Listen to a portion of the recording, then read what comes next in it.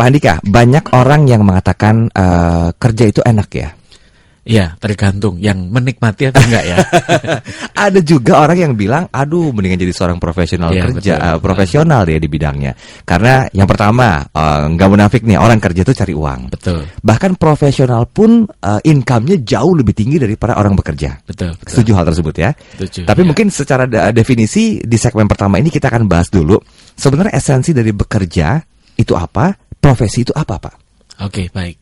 Jadi smart listener semuanya, sedikit meluruskan dulu Mas Daryl. Ya. Jadi tadi nama lembaga saya adalah Stephen Institute. Stephen ya. Baik. Okay. Nah, jadi kalau definisi pertama dari bekerja atau berprofesi itu kembali kepada definisi menurut Stephen ya.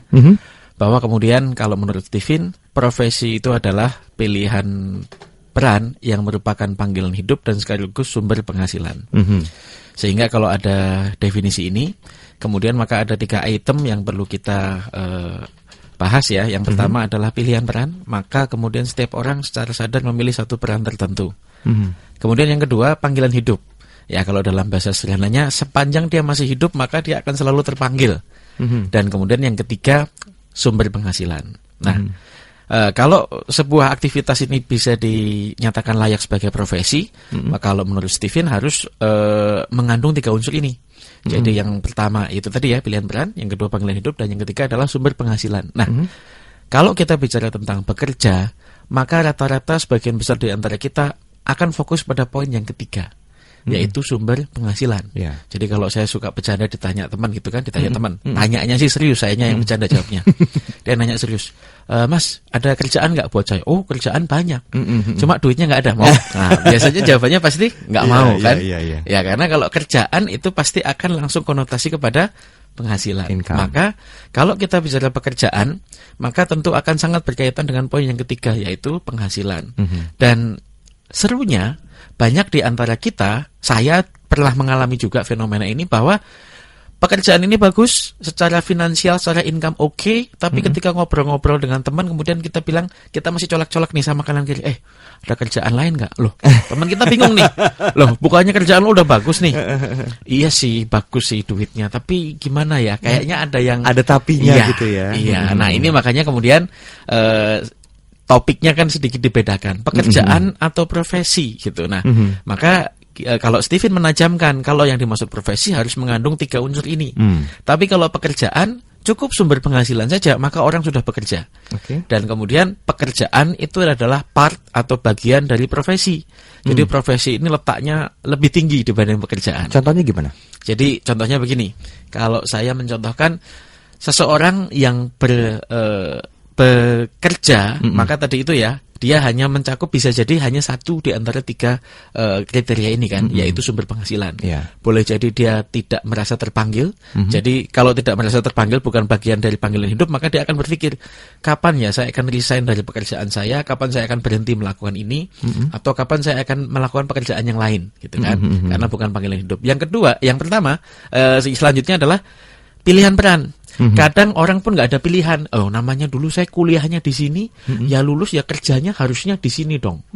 Nah, yang namanya yang kerjaan yang ada cuma ini, ya apa boleh buat, walaupun beda antara kuliah yang dulu saya ambil, pendidikan yang saya ambil, tapi karena lowongannya ada yang di sini dan saya diterima di situ, ya ini harus saya jalankan. Sayang kalau saya nolak rezeki, istilahnya kan begitu. Nah, ini kalau kita bicara pekerjaan, sehingga kemudian ada dimensi-dimensi yang nggak tercakup di situ. Sementara kalau kita bicara profesi, maka itu tadi yang istilahnya itu kalau dalam bahasa sederhananya, saya mengistilahkan hobi yang dibayar itu adalah profesi kita. Hobi jadi, yang dibayar. Ya, kalau hobi kita itu kan begini ya, Mas Daryl. Jadi kalau kita bicara hobi, kita jangankan nggak dibayar, keluar uang pun mau gitu kan untuk kerjain hobi karena kita mendapatkan kesenangannya. Nah, maka di sini akan lebih seru lagi kalau kita mengerjakan hobi tapi dibayar. Gitu. Dan kalau kita bicara hobi, maka itu bicara tentang pilihan. Ada sekian banyak aktivitas di luar sana. Tapi kan orang memilih, mungkin ada yang hobinya berkebun, ada yang hobinya naik motor, ada yang hobinya naik sepeda dan sebagainya gitu kan. Pertama pilihan. Kemudian yang kedua, panggilan hidup. Yang namanya hobi itu ya diada-adain waktunya gitu. Ibaratnya sibuk apapun pun pasti akan diupayakan untuk ngerjain hobi. Maka dia terpanggil untuk mengerjakan itu. Nah, maka kalau kemudian hobi yang dibayar, ini sebenarnya dalam bahasa lain masuk dalam kriteria profesi yang disebutkan oleh Stephen tadi ya, bahwa kemudian pilihan peran. Jadi dia memilih secara sadar untuk mengambil peran tersebut, apapun perannya. Yang kedua, panggilan hidup dia selamanya, sepanjang dia masih hidup dia akan menjalankannya dengan sepenuh hati, dengan penuh semangat tentu saja. Dan yang seru, yang nomor 3 adalah bahkan dia dapat uang dari situ. Jadi inilah yang disebut sebagai profesi. Dan sebenarnya kalau kita bicara produktivitas, kita bicara pekerjaan di perusahaan, di kantor, maka kalau sedikit tips bagi para smart listener yang berprofesi sebagai orang HR ya, maka kemudian carilah orang-orang yang berprofesi sesuai dengan lowongan yang ada di perusahaan Anda. Bidangnya. Iya, jadi misalnya kalau dia profesinya memang dia marketer, maka nggak akan resign di situ karena part of the challenge. Kalau dia memang profesinya admin, maka dia nggak akan resign. Tapi kalau dia hanya sekedar mencari pekerjaan, kebetulan adanya admin, kemudian adanya sales, maka ya sepanjang masih bisa ditahan sama dia, dia masih bisa terima, ya akan dikerjakan. Jadi sebagai gimmick aja dong Pak ya? Apa tuh? Sebagai gimmick aja ya profesi yang kepepet tadi itu ya dikatakan barusan ya, bukan sebagai pecintaan dari sebuah pekerjaan aktivitas ya. Pak, saya sedikit mau tanya nih Pak. Silakan. Kalau bicara mengenai fenomena, bekerja itu kan fenomena yang memang basic ya, dilakukan sama orang yang mungkin dari dulu itu sudah mau kemana, mau kerja. Gitu. Nggak ada orang yang bilang mau kemana, ini loh mau menuntaskan profesi gitu, nggak ada yang kayak gitu ya. Nah, kita pilih satu-satu. Baik. Bekerja, basicnya adalah income. Apakah melulu seperti itu, Pak? Iya, sebenarnya tidak salah. Jika kita bekerja basicnya income, kemudian bagian dari boleh jadi kewajiban gitu, apalagi kalau kita sebagai laki-laki kepala keluarga gitu kan, pasti kan ada tuntutan kewajiban untuk menafkahi keluarga kita gitu. Nah, nggak ada yang salah dengan hal itu, tapi kalau istilah saya itu yang pertama kita bicara tentang level. Jadi kita tingkatkan level bekerja kita, sederhananya begitu.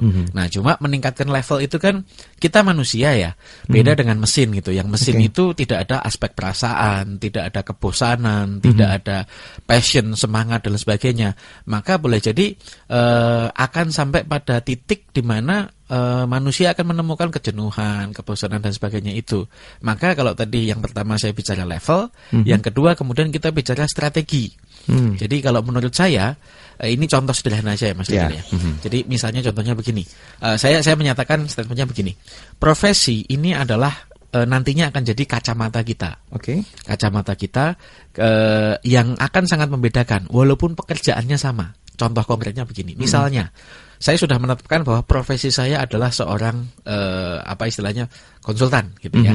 Maka ketika saya bekerja, ibaratnya begini, kita ibaratkan saya bekerja di satu perusahaan gitu ya, perusahaan multinasional. Ini proses seleksinya udah cukup panjang, cukup ketat, nggak sembarangan orang bisa masuk. Ketika pada akhirnya saya diterima sebagai karyawan di perusahaan tersebut, maka yang membedakan kacamata saya, sudut pandang saya itu adalah profesi saya. Misalnya sama-sama di perusahaan tersebut, tapi kacamata saya adalah profesi saya seorang konsultan. Maka boleh jadi saya akan fokus, saya akan melihat berbagai macam kasus yang terjadi di sini, bagaimana saya bisa problem solving di sini, sehingga nantinya ketika saya sudah tuntas pekerjaan saya di sini kan pasti ada masanya di mana kemudian promosi sampai kemudian harus pensiun dan sebagainya kan. Maka sederhananya ketika saya pensiun nanti, pengalaman yang saya dapatkan selama saya bekerja di sini adalah modal bagi saya untuk saya buka konsultan. Itu kalau profesi saya konsultan.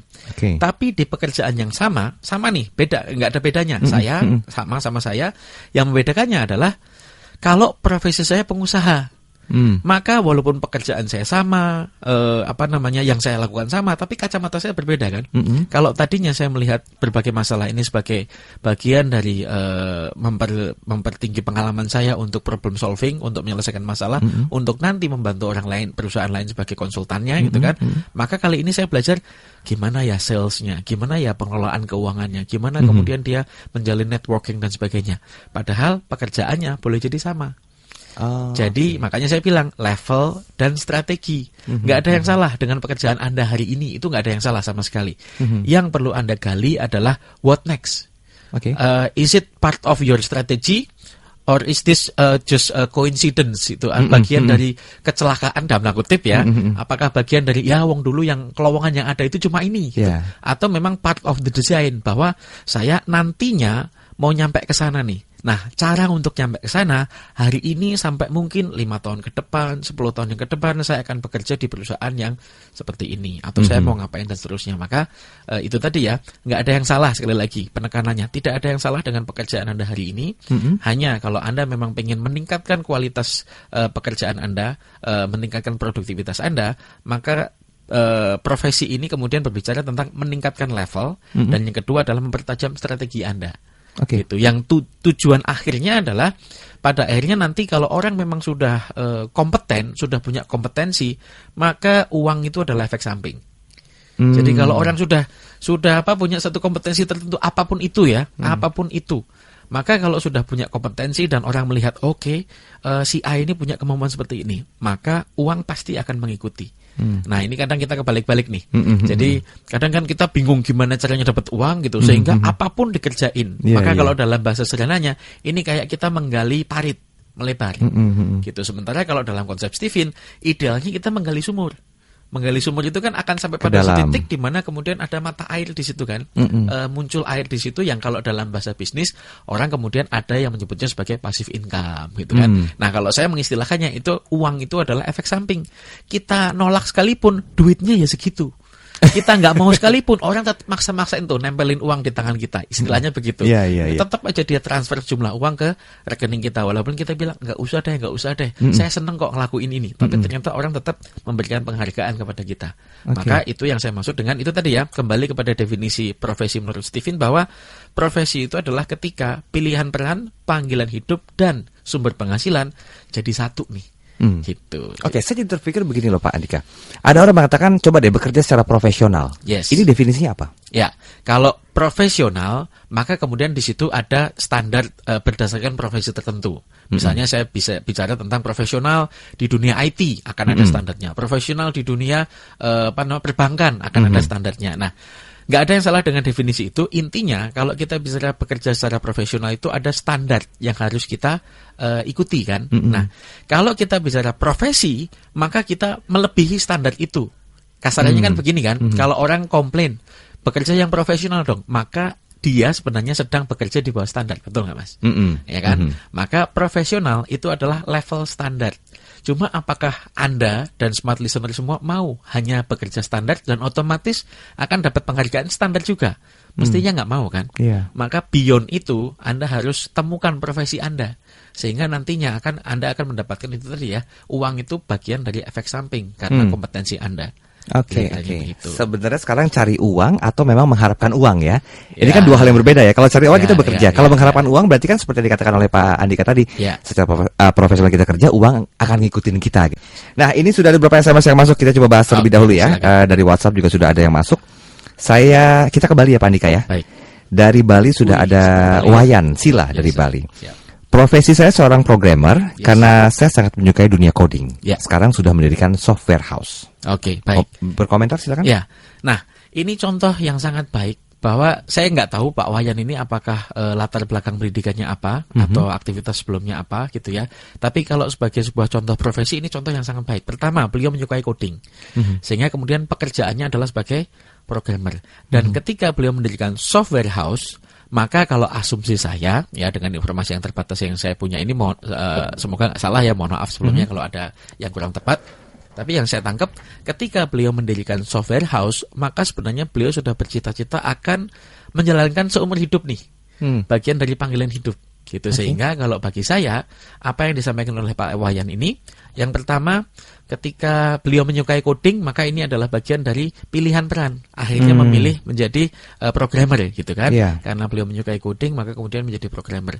Kemudian panggilan hidup, sudah mendirikan software house, maka ini nanti cuma masalah waktu saja. Ketika Pak Wayan ini fokus kepada profesi yang sudah ditemukan, profesi yang sudah dipilih gitu ya, maka cuma masalah waktu.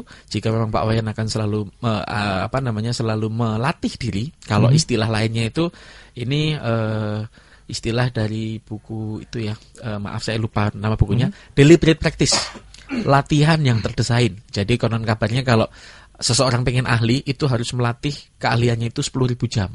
Maka dia akan jadi seorang ahli. 10.000 jam itu 10.000 jam efektif, sehingga kalau satu hari 3 jam maka kurang lebih perlu waktu 10 tahun, kira-kira begitu. Sehingga Pak Wayan cukup memberikan waktu gitu ya, memberikan gemblengan kepada dirinya sendiri. Selama itu tadi, kalau 3 jam per hari maka 10 tahun. Tapi kalau 5 jam per hari atau 6 jam sehari maka tinggal 5 tahun. Lebih dari itu maka waktunya akan lebih singkat lagi. Dan saya hanya sedikit memberikan catatan saja. Deliberate practice itu berbeda dengan masa kerja. Jadi kalau masa kerja itu kan kadang begini ya, itu ada loh tetangga saya masa kerjanya sudah 20 tahun di sebuah perusahaan, tapi ya masuknya di situ sampai pensiun pun dia di situ juga. Naikannya sedikit aja. Loh, itu katanya deliberate practice, Mas. Itu lebih dari 10 tahun. Kenapa kok dia cuma begitu aja? Nah, bedakan deliberate practice dengan pengalaman setahun yang diulang 20 kali. Ya, jadi pengalaman setahun yang diulang 20 kali itu boleh jadi kita setahun belajar untuk mengerjakan suatu pekerjaan tertentu. Tentu perlu proses ya. Setelah kita kuasai kemampuan tersebut, ternyata kita berhenti. Tidak ada peningkatan kemampuan lagi, hanya ngulang-ulang terus sesuai dengan masa kerja kita. Maka itu berbeda dengan deliberate practice. Karena kalau deliberate practice itu pengibaratannya adalah ibaratnya bayi belajar jalan. Namanya bayi pertama baru bisa telentang gitu ya, bahaya ya. Bayi kalau telentang itu bahaya. Telentak aja nggak boleh, apalagi telentang. Telentang. Intermezzo sedikit ya. Jadi pertama bayi ini telentang. Kemudian setelah itu dia akan miring, belajar miring. Kemudian sekian minggu kemudian telungkup, kemudian merangkak, jatuh dari ranjang dan seterusnya dengan berbagai macam ini ya, challenge dan tantangannya ya. Tapi setelah itu dia akan pegangan, kemudian berjalan pelan-pelan, akhirnya bisa berjalan, akhirnya bisa berlari. Nah, deliberate practice itu prosesnya selalu begitu. Ada skill baru yang selalu dipelajari. Ketika bayi awalnya telentang, kemudian miring, kemudian dia telungkup, kemudian dia merangkak, kemudian dia jalan pegangan, kemudian dia jalan pelan-pelan. Ini kan ada skill baru terus. Sehingga selama 10.000 jam ini selalu ada skill baru yang dipelajari. Hal yang sama juga saya sampaikan kepada Pak Wayan. Selama Anda sudah yakin dengan profesi Anda sebagai seorang programmer, maka pastikan hari demi hari, waktu demi waktu selalu Anda asah diri Anda dengan skill atau kemampuan baru.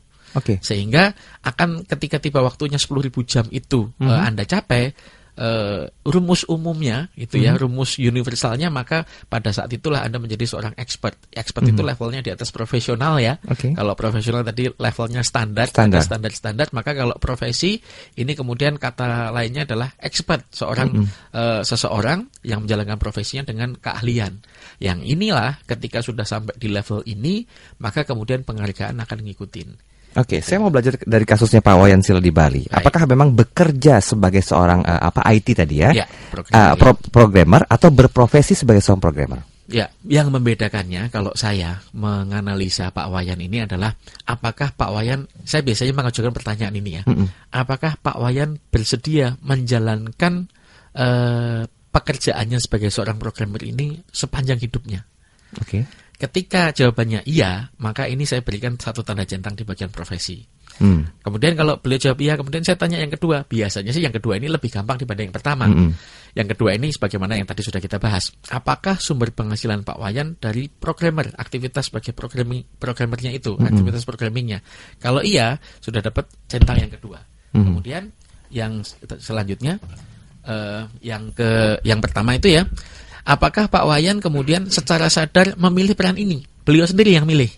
Nah, kalau tiga-tiganya jawabannya adalah ya, maka ini adalah profesinya beliau. Tapi kalau Pak Wayan misalnya di poin yang pertama tadi yang saya sebutkan, saya nggak selamanya, ini paling hanya 20 atau 10 tahun yang akan datang. Setelah itu mungkin saya akan cari yang lain lagi. Maka ini masih masuk dalam kategori pekerjaan. Baru 2 berarti ya, kan boleh 4 kan batasannya? 3 itu tadi ya. Kan 3 itu ya, pilihan peran, panggilan hidup, dan sumber penghasilan. Ini semakin menarik perbincangan kita karena masih menyinggung tentang bekerja atau berprofesi. Ya, mungkin bagi Anda seorang yang sudah melakukan lama profesi-profesi Anda, apakah mungkin seorang desainer atau Anda seorang artis kah mungkin ya, yang identik dengan profesi atau talent-talent yang lainnya lah. Tapi kan saya kerja ini, saya kan dapat duit dari sini. Nah, ada 3 poin penting tadi yang belum kita bahas secara tuntas. Apa tadi? Status, status pekerjaan profesi ya. Profesi ya. Ya, aktivitas sebenarnya kan kalau 4 tadi ya. Jadi kalau dalam bahasa lainnya begini, ketika hari ini kita membahas tentang profesi gitu ya, berprofesi, maka kemudian kalau saya berdasarkan konsep Stephen yang saya kuasai, maka kemudian profesi ini saya tempatkan pada level yang tertinggi, di mana level yang kedua adalah bekerja, gitu ya. Kemudian di bawahnya bekerja adalah beraktivitas. Dan kemudian yang terakhir adalah status gitu. Jadi ini kemudian contoh sederhana saja, bahwa kalau dalam istilah sederhananya begini, kalau misalnya contoh sederhana saja, ibu rumah tangga, ketika statusnya ibu rumah tangga, maka ini adalah istilahnya konsekuensi administratif. Namanya sudah menikah, jadi istri, punya anak, maka jadi ibu rumah tangga, itu status. Aktivitas ada juga loh, ibu rumah tangga yang walaupun memang sudah menyandang status ibu rumah tangga, tapi hanya dalam kutip aktivitasnya sebagai ibu rumah tangga. Ini sudah agak berbeda nih. Kalau status itu melekat langsung, kalau aktivitas ada effort yang dilakukan.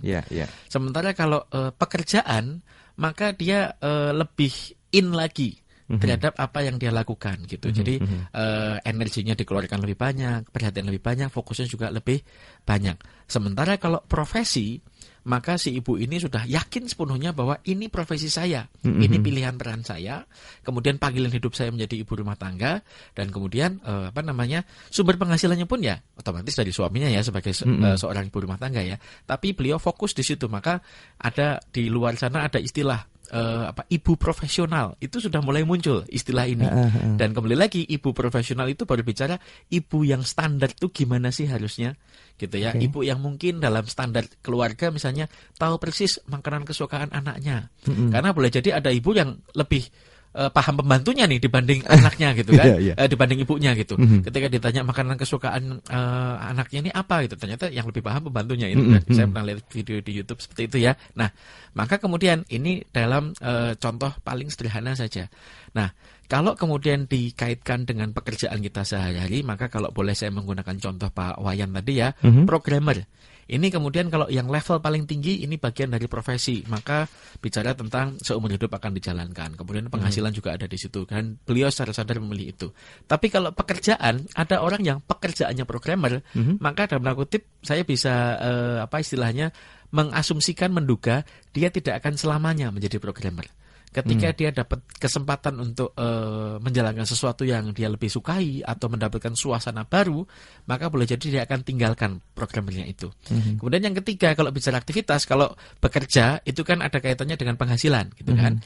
Sementara kalau beraktivitas ya sekedar pilihan peran saja, bahwa dia saya sekarang mau jadi ini aja deh, saya jalanin ini nih. Perkara duitnya ya ntar aja deh gitu. Sementara kalau status ya misalnya kalau programmer lulusan dari sekolah teknologi informatika dan sedang mengerjakan sebuah proyek tertentu, maka disebutnya sebagai programmer.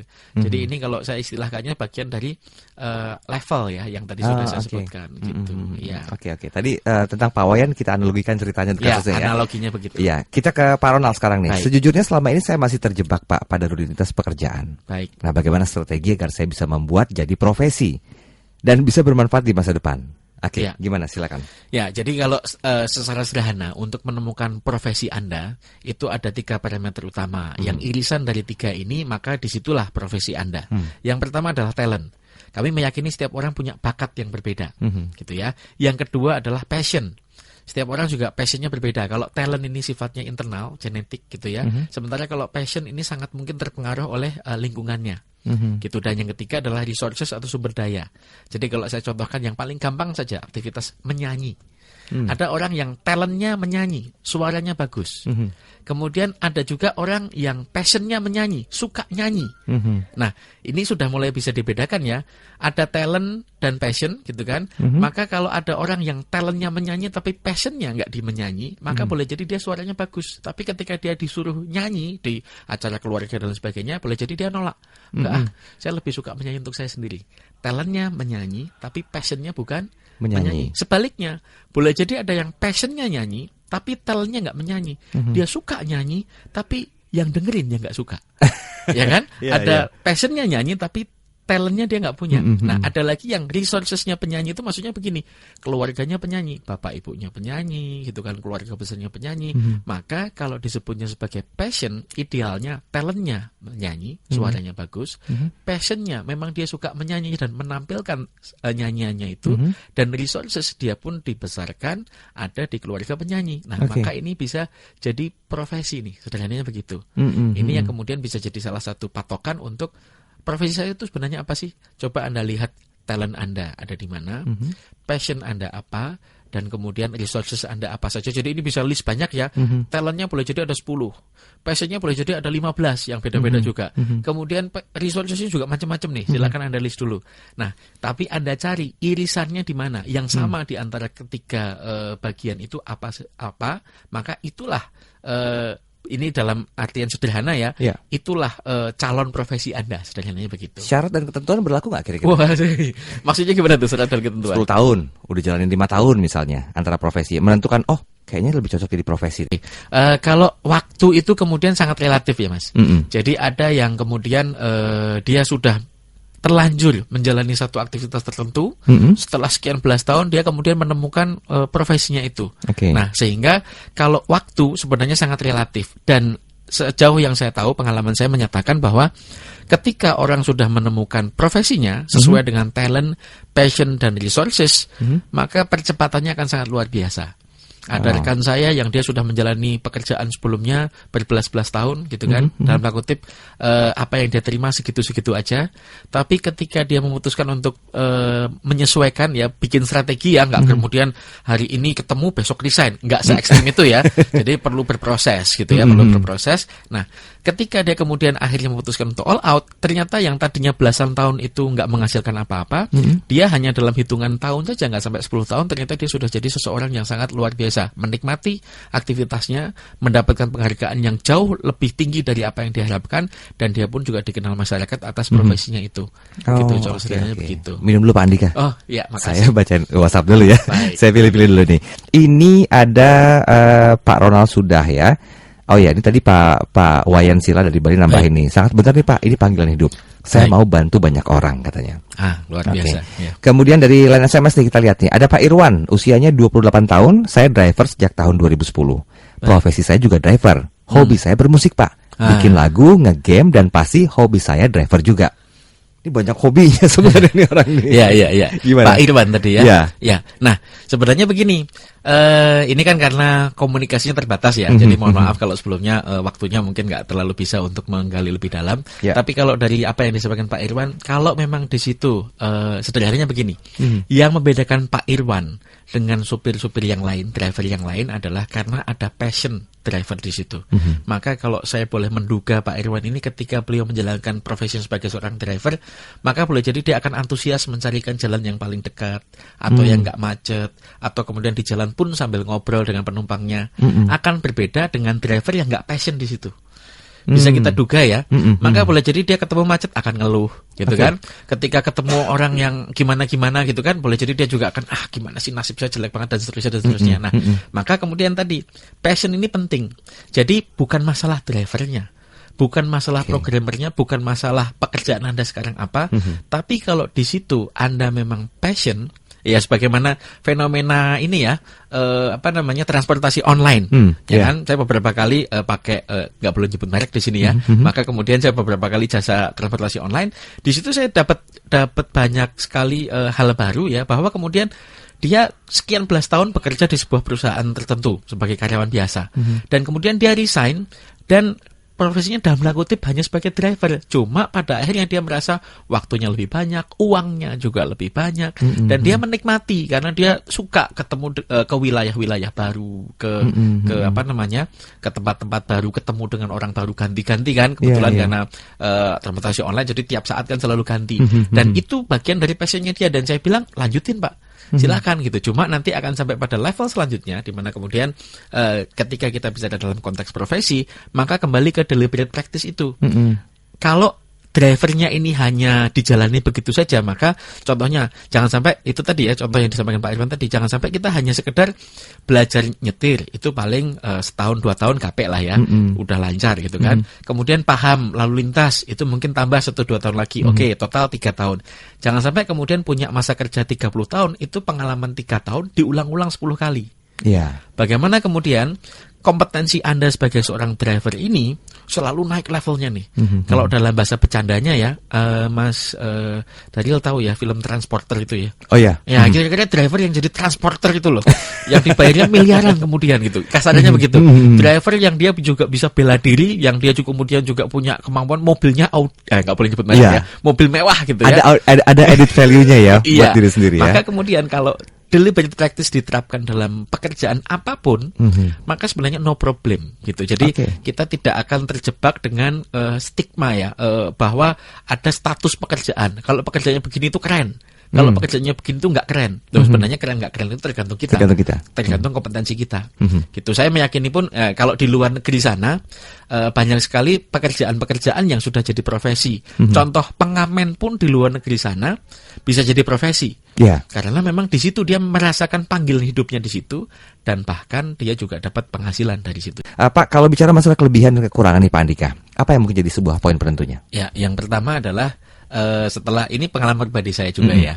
Jadi yang saya rasakan ketika saya mendefinisikan ulang profesi dengan Steven ini, maka kemudian yang pertama lebih akurat ya, lebih tajam dan lebih akurat gitu. Ketika di breakdown, ketika saya ditanya profesinya apa, kemudian di breakdown menjadi 3 parameter itu, pilihan peran, panggilan hidup, dan sumber penghasilan. Oh, jadi clear ya. Dari situ kemudian tinggal saya lihat aja. Oh, selama ini ternyata saya terpaksa misalnya. Oh, selama ini ternyata duitnya nggak ada. Atau oh, ternyata selama ini saya nggak enjoy. Paling saya cuma pengen jalan ini 5-10 tahun lagi, habis itu no. Maka dari situ saya bisa clear. Oh, oke. Waktu hidup saya yang terbatas ini dalam tanda kutip tidak saya sia-siakan untuk melakukan hal-hal yang tidak saya sukai. Oke. Gitu ya, sehingga pertama itu ya. Kemudian yang kedua juga simple gitu ya. Jadi tidak perlu bertele-tele. Definisinya kan nggak panjang lebar kan Mas. Tadi sudah saya sampaikan juga, semoga juga dipahami juga dengan mudah oleh smart listener ya. Saya belajar Steven ini hanya untuk yang Steven Profession ini ya, kebetulan saya belajarnya di Steven Profession. Itu hanya 1 hari saja, tapi kalau dalam bahasa lebaynya itu 1 hari yang mengubah umur hidup saya gitu. Beneran. Jadi ini pengalaman pribadi saya. Jadi ketika saya pertama tes Steven itu tahun 2009, kemudian galau setahun, dan pada akhirnya 2010 punya planning yang lebih konkret tentang kehidupan saya. Dan pada akhirnya itulah yang kemudian saya bilang, oke, ternyata ini jauh lebih simpel ya. Saya cukup belajar 1 hari saja dan kemudian tahu lebih banyak. Nah, dan kemudian yang selanjutnya adalah bahkan lewat kita melakukan tes Steven ini, kita bisa tahu karakter dan potensi genetik kita. Yang sebelumnya saya pun hanya bisa menduga-duga, kayaknya saya begini deh, kayaknya saya begini. Tapi kemudian setelah tes Steven, oh iya, confirm deh bahwa ternyata ini yang saya menjadi keunggulan saya gitu. Bahkan ada juga orang-orang yang bahkan baru tahu, oh ternyata keunggulan saya itu ya. Ya kalau tadi obrolan ringan ya, Mas Daryl, yang tadi pagi kita obrolin itu, bahkan ada hal-hal yang boleh jadi baru kita ketahui ya, baru kita mendapatkan apa istilahnya konfirmasi gitu ya, yang tadinya kita sadari tapi tanpa sadar dimatikan oleh orang lain. Dari satu kalimat, kamu kan nggak bisa begini, jelek gitu kan, terus selesai, putus gitu. Padahal boleh jadi itu potensi kita, karena satu apa ketidaktahuan orang lain, ketidakpedulian orang lain yang kemudian ngomong sekenanya, tapi kemudian tanpa dia sadari membekas sekali, dan kemudian pada akhirnya tanpa sadar menutup kelebihan kita. Baper dong ya. Iya, kira-kira begitu. Iya, betul. Iya. Oke, apa lagi berikutnya Pak? Iya, nah itu beberapa ininya ya, beberapa kelebihan ya. Nah, yang memang begini, satu hal yang kemudian perlu diperhatikan lebih lanjut berkaitan dengan Steven ya. Tadi kalau ada masuk pertanyaan dari Pak Wayan, kemudian juga ada yang lain, itu sebenarnya akan lebih tajam kalau saya tahu personality genetiknya beliau. Gitu. Jadi kalau ada pertanyaan, misalnya beliau sudah bisa jawab, oh saya itu orang sensing extrovert, saya orang intuiting introvert, saya akan bisa lebih memberikan jawaban lebih dalam gitu. Tapi karena beliau ini boleh jadi belum pernah dengar tentang Steven ya, belum juga tes Steven, maka saya hanya bisa menduga-duga, hanya bisa mengira-ira. Maka ini konsep Steven Profession ini akan jauh lebih tajam jika kemudian diawali dengan melakukan tes Steven.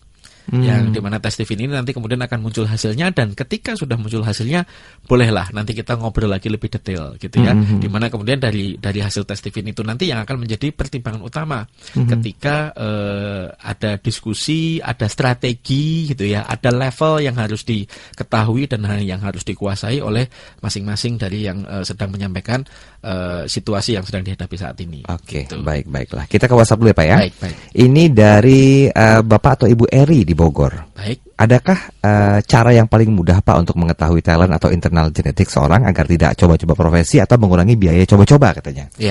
Ya, jadi kalau selama ini yang dilakukan oleh Stephen itu ada satu metode yang sementara ini sih kita menggunakannya analisa sidik jari. Okay. Jadi silakan kalau dalam bahasa sederhananya Anda cari promotor Stephen ya, di seluruh Indonesia ini banyak, atau tinggal googling saja promotor Stephen gitu ya. Nanti silakan Anda hubungi promotor Stephen tersebut, dan dari situ nanti Anda akan mendapatkan gambaran.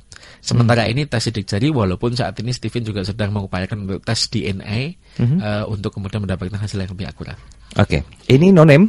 Ya. Saya sebutkan nggak kesebut namanya. Ya. Saya pekerja kantoran yang berhubungan dengan analisa. Baik. Tidak menikmati. Ya. Malah saya senang melakukan hal seperti berjualan online, memasarkan produk orang lain, dan lebih senang Pak kalau produk yang saya pasarkan laku keras. Ya. Kalau menurut Pak Andika Harya, hal yang saya senangi ini merupakan kegiatan atau status?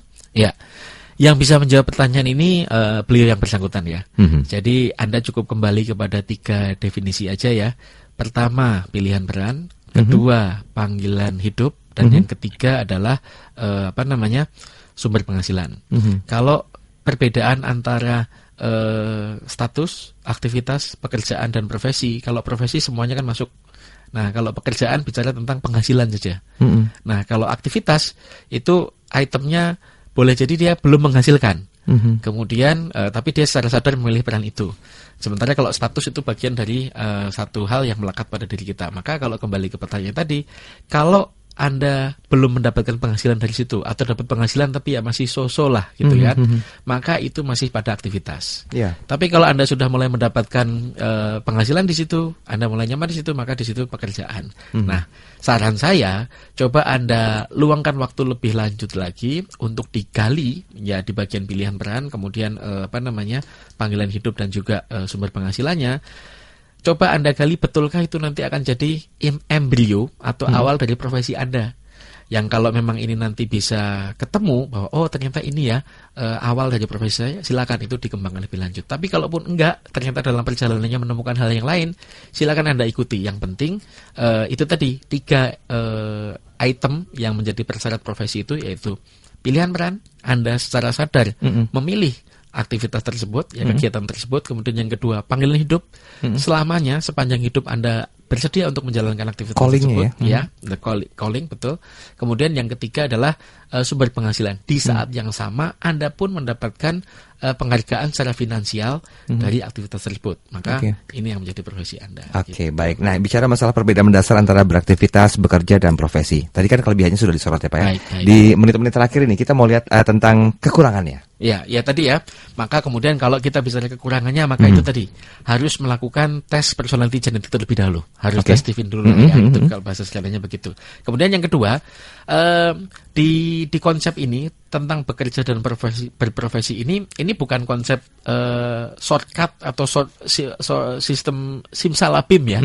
Yang maaf kalau kebanyakan orang itu pengennya instan. Jadi hari ini tahu caranya, besok sudah kelihatan hasilnya. Nah, salah satu kekurangannya adalah memang yang pertama kita harus tahu ilmunya, harus bersedia untuk belajar, harus bersedia untuk meluangkan waktu lebih banyak gitu ya. Kemudian selanjutnya juga membutuhkan komitmen. Jadi kalau hanya sekedar tahu ilmunya, kemudian ternyata yang dijalankan dalam keseharian ternyata nggak beda dengan yang sebelumnya, ya nggak akan ada impactnya, nggak akan ada dampaknya gitu. Jadi tidak hanya sekedar cukup tahu, misalnya tadi sudah tes TV nih, kok ternyata nggak ada hasilnya. Ya saya tinggal nanya, lah kemarin gimana dari rekomendasi dari promotor Stephen, sudah dikerjakan belum? Ya nggak bisa Pak, karena begini. Lah terus kemarin belajarnya gimana? Waduh, waktu saya habis nih Pak, saya nggak sempat nih untuk. Nah, maka tidak akan ada impactnya, karena di sini kita bicara pada level komitmen ya. Memang harus meluangkan waktu gitu ya, memang harus harus melakukan sesuatu dan ketika dua hal ini tidak dilakukan maka tidak akan ada dampaknya. Maka itu saya bilang sebagai kelemahan karena kebanyakan orang nggak sabar. Udah deh pokoknya gimana deh, saya besok harus gimana. Wah, saya nggak bisa kalau harus ngasih saran kamu tuh nggak cocok kerja di air gitu. Besok resign, nggak bisa. Gitu karena ini membutuhkan komitmen kerjasama aktif di antara saya dan juga yang membutuhkan gitu. Oke, ini waktu kita sangat terbatas Pak, tapi mungkin nanti diinformasikan kalau misalnya mau tahu lebih banyak tentang Stephen itu kemana, apakah ada websitenya. Dan terakhir sebelum kita bahas tentang Stephen, tips dan trik sebagai penutup, apa yang mau Bapak sampaikan? Ya, jadi tipsnya untuk menemukan profesi sebenarnya bukan kepada fokus pada aktivitas, tapi kalau dalam bahasa saya adalah temukan dulu bintang terang Anda. Kalau istilahnya Pak Wayan tadi ya, sudah muncul tuh satu kalimat, saya ingin bermanfaat untuk orang lain gitu ya. Maka sama juga temukan dulu bintang terang Anda. Bintang terang itu adalah istilah kami untuk prestasi terbaik di puncak kehidupan Anda. Itu seperti apa? Dan prestasi terbaik ini harus mengandung unsur kesuksesan dan kemuliaan. Tidak hanya untuk diri Anda sendiri, tapi juga untuk orang-orang di sekitar Anda. Maka kalau Anda sudah menemukan bintang terang, maka profesi itu adalah kendaraan Anda untuk meraih bintang terang tersebut. Nah, itu yang tips dan triknya. Sehingga kalau pengen tahu profesinya, ketemu dulu bintang terangnya. Nanti profesi akan jauh lebih mudah.